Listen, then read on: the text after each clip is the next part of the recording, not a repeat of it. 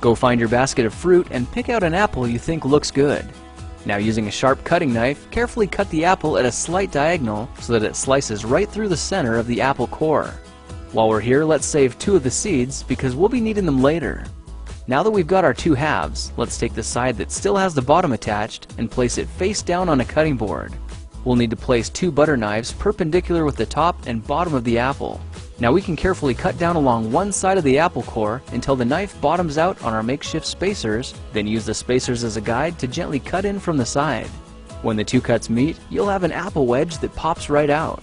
And while we're here, let's cut a piece from the other side the same way.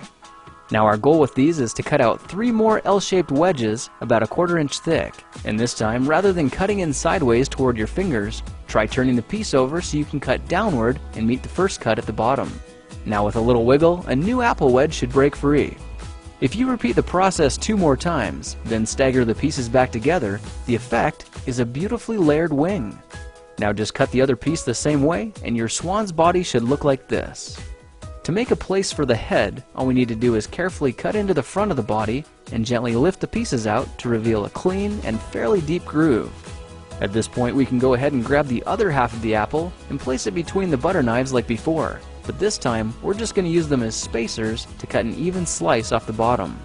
You can see that repeating this process 3 or 4 times gives us a nice variety of shapes and sizes. Now look for a piece that resembles a heart that's been slightly flattened on top. All it takes to form the swan head is 3 strategic cuts with a knife.